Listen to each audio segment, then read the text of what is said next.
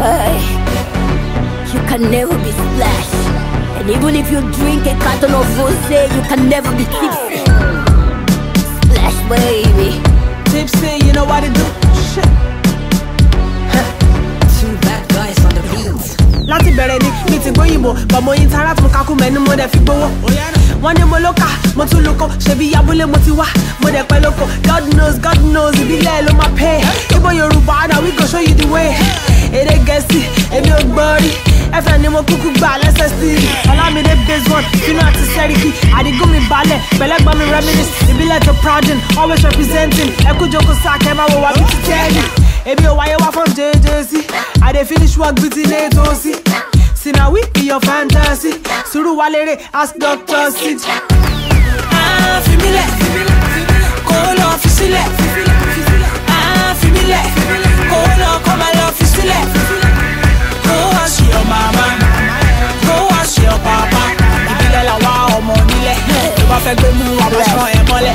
Asusu ina su keji maraya obuni mu hopa keji wanne buga mangaya. Asusu benam kamnasu no wegi we biko gamnasu.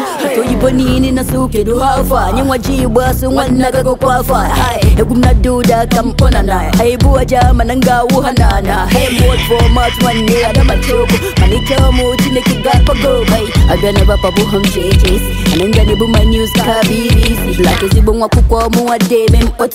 Mananda pute beni nana. Like is ibong wa kukwa mo ade mempot. Mananda pute beni nana. Fimile, call officile. Fimile, call come and officile. Go ask your mama, go ask your papa. Ibile la wa ọmọ nílẹ̀. Tó bá fẹ́ gbé mú wa máa ṣan ẹ mọ́lẹ̀. Ṣége máa na sáwọn wèrè tí ó kéré tu wa.